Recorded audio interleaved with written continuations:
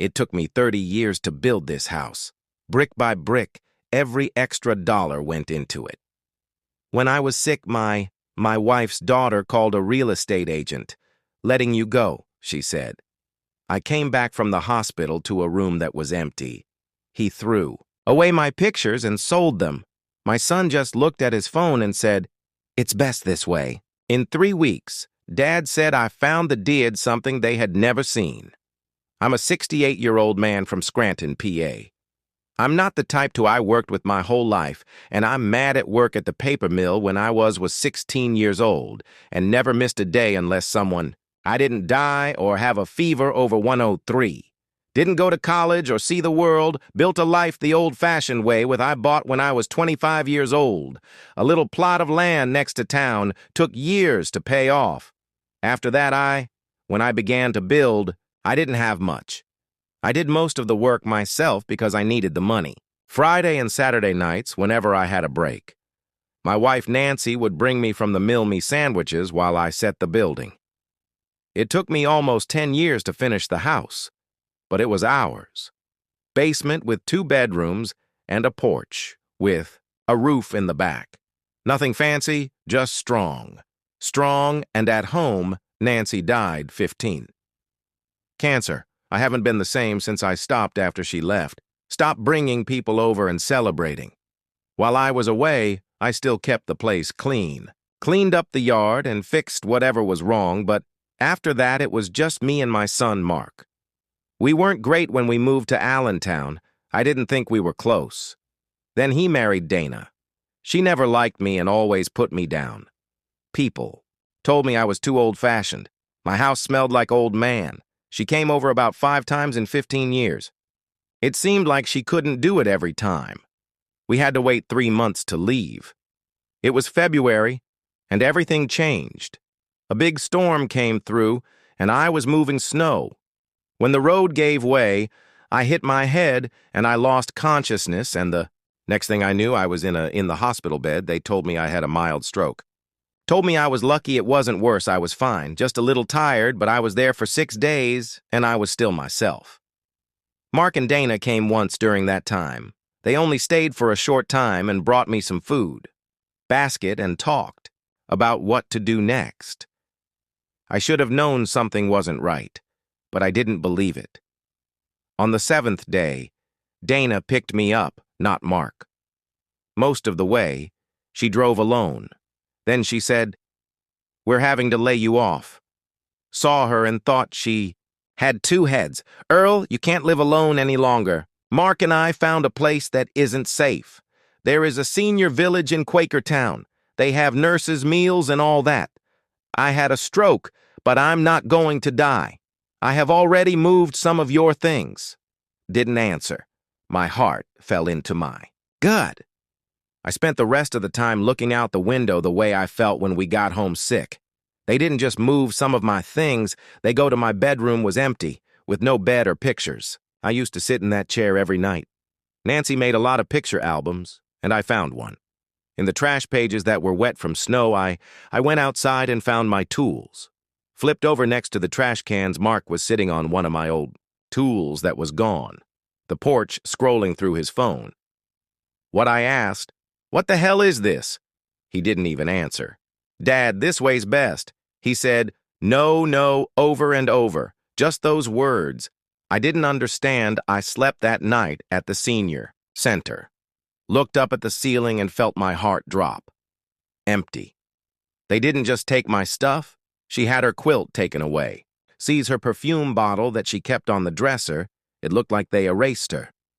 I kept quiet for 3 weeks, went along with it, and ate the microwave food, took their medicine. I smiled when the nurse asked me about my day, but I thought about over and over again that house. Then I opened the old bag that they let me keep inside. I hadn't opened that folder in years. The house's title was inside. My name. I didn't need to have my name notarized. You can go home without anyone's approval, because the law still said it was mine. Next thing, I called Leon's old friend from the service, became a lawyer.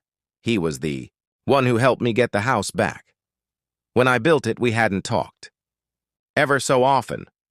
But when I told him he didn't think twice about anything, they can't, you're the only one, he told Earl. Owner, they didn't have the right. You don't even, you just need to show Leon helped me put in a cease and do not deal with a real estate agent. It looks like Mark and Dana had already put the house on the market and accepted an offer. The buyers were going to close in a week, they didn't even tell me. So I taxied to my house, Dana at the door. It looked like she saw a ghost. I didn't smile or raise my voice. When I got home, I asked, "You, what are you doing here? I own this house, but you don't." Mark came over. The door in gym shorts, Dad. "Come on." "Don't walk this fast," Leon said, came up behind me and gave Dana a package of papers, quit and show. Proof of legally stating who owns something. Fraud. Dana's face turned pale. "You two sold a house that wasn't yours." "That's called real estate," Leon said. "Fraud is a felony," they began. Dancing their words, Dana said Mark said I was tried to help them. I wasn't old enough to understand things. I walked right past them without saying a word. Half of the stuff in my house was gone. It sold, but the walls were still there. It was still making noise on the floor. I went into the kitchen at the same time and touched the counter I put in by hand in 1987. They tried to follow me inside to say I didn't notice them and wasn't done yet. They didn't leave. For the next Mark and Dana stood in my room for 2 hours as if I were the trouble in the kitchen. I heard Dana say over and over, "We had to. You were weak if you didn't act quickly." Mark, "We were just trying to over and over again, help Dad." I finally looked. He looked him right in the eyes and said, "Help you. You tried to get your mom's things. You didn't sell the house where she died." Mark didn't even bother to ask, Dana intervened. "You're showing signs of feeling. I have no idea how hard this has been. For us, that we had to choose." I didn't laugh, because something was funny. I was shocked at how cold it was. They were. Then Dana pulled a surprise. She shook her head and said, "Well, in fact, we've been living here we changed the locks 3 weeks ago. Got our mail, which makes us." "Have you moved in?" Mark asked. "While we were getting things squared away, the time had come to move out of Allentown. I saw it when I was looking for a place to stay. Why they really tried to push me into that house, it wasn't for safety, was about ease of use. They wanted a free house where you can stay for free. Leon paid the rent. That's what it's called. You can either leave or stay there illegally, on your own, or we'll start the eviction process right away." Dana looked proud. "You wouldn't kick out," she said. "Your own son?" "Yes, I did say that. Leon served, even though I shouldn't have to. That afternoon, the papers, they had 10 days to go. The next day, I showed meat with a locksmith that Dana had tried to stop. Him at the door. You can't just switch things around. The locks, I held up the paper. He drilled the lock anyway. They began to pack that night, but it wasn't over. After some days, I got a call from a number I didn't know it was Eole, the real estate agent. "This is just a quick note about your sale of the house. Dana said you had dementia and gave me papers for power of attorney. I froze what files she emailed me. Copies from last month. Said, you didn't fit to make choices about the law." I told her I had never signed anything I was asked to get copies. She emailed them to me, and sure enough, fake dates and signatures, everything they sold under my fake name. I sent the papers to Leon from my house. He said, "This changes everything." Deception, not only in a moral way, but we're talking about police courts here. Possible jail time. I didn't want to mess up my son, but I wasn't going to sit there sitting still while they lied and stole from Leon, then found something else for them to do. They took out a loan against the tens of thousands of dollars were spent on the house. My name to get money to fix things. They told the bank I hadn't asked for. They used my name, home, and life. And I was just beginning. I didn't that night. I sat in what was left to sleep. Of my living room, the walls are echoing without any items, and just looked at those fake papers. My own son, I taught the boy how to ride a bike. I picked up from baseball practice, fixed up after fights. He made my name like it didn't mean anything. And Dana. I should have known she was the one. Mark never had the ability to pull the strings. Backbone to do this to him, Leon himself called. The cops the next day. ID theft, Dwight Froh, real day scam in real estate. He sent everything to the office of the district attorney. It was now in the people who could press charges. I got a text that same afternoon Mark sent you a message instead of calling. Could we talk about this? This is ending. Keeping my cool. I didn't answer. The next day, Dana came over to the house. It took guts to walk up to the door with she had a smile on her face and a Tupperware her hands. I made banana bread. Bread. I just want to clear I didn't believe it when you said you made up my name and stole from me. She stopped smiling. You really want to charge Mark? You'll kill your own family. You'll hurt your grandchildren. I don't think so. Have grandchildren, I told her. She just stared at me. Me. After the mask came off, her voice got, you think no one will care about the cold? About an old man who had a stroke? You'll be back in that nursing home by winter. By myself. I shut the door in her face. Things got worse after a few days. It stopped coming, and then my power went out. Then I saw some strange charges on my bank. Account food services that stream shipping apps, and even an Amazon fee of $400. They were trying to use my old login information. I went to break me down piece by piece. All of my bank accounts were frozen. Leon helped change the passwords on the new cards. I wrote a restraining order for you. We got it. Marked, and Dana got it within 48 hours. We're not allowed to be on the property by law or from calling me, and then the police showed up. I was told to go down and give a DA said it was going forward with the case. The bank scam was enough on its own to bring it close to a crime. The forged power of attorney sealed it. Mark finally called me Dad. Please don't, Dana. Watch what you do. You're pregnant. If you do this, we'll lose everything. There was silence. I waited for him to say he on the line. He said, we needed you weren't living in the house. They were almost dead. I hung up, called the bank again where the bank line was set up. They froze the things I told them. Account. After that, they told me something I didn't think Mark would. Try to open 2 days before his second loan. Even as I was going through the first one, he tried to get more already. It was greed that made them do it. Don't care if I live or die, and now we're done giving second chances. I went before the part even began. I didn't answer that call after it rang. I kept my head down when I got texts, calls, and knocks, and let Leon deal with the law. But I was filled with that kind of anger that sits on your face and doesn't show. I'm in your chest like a hot rock. I knew I had to do more than just file charges. These people had to feel it for me. To lose the things they thought they had, Leon told me to sit down. Tight. But I had something else in mind. I started by going to the county office and found every file that was linked to the property I looked at leans toward transfers. Even let records show. That's when I found 2 weeks after I've been Dana, who was in the hospital, had filed a repair, putting a permit on my house that says it's mine daughter. She made another fake autograph for me, telling her I gave her permission to make big changes to the house so it could sure that changes to senior living are safe, that it never happened.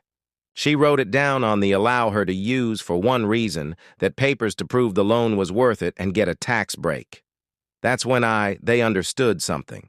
They weren't just, their job was to sell the house. They didn't want to try to flip it. They want to make a long-term move. Mark and Dana were going to use my money to fix it up and sell it quickly, put me in a senior unit and steal my money. The money I made, I gave to Leon, and he, the DA, was told about that. At the same time, I went to Mark's one more time. Place of work. I knew where he worked, small tech business near Bethlehem. And I didn't break in or cause a scene, I just brought a sealed package to HR.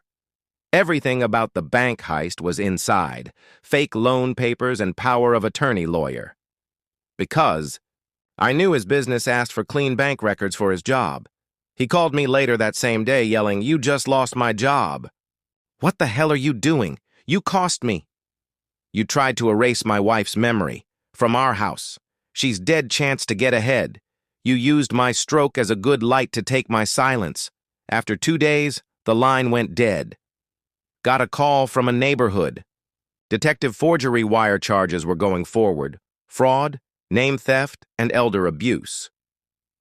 The DA was adding everything up, but it still wasn't enough for me, so I called the bank and complained in writing, too. With Leon's help, I went to there. Scam cops said everything, and they stopped moving. Each account that is linked to the forged papers, such as the joint account Dana had set up in her own name with my stolen ID, that was now their money.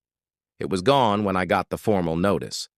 From the town after a week, Dana and Mark were being kicked out for fraud, occupy. The sheriff would keep an eye on things.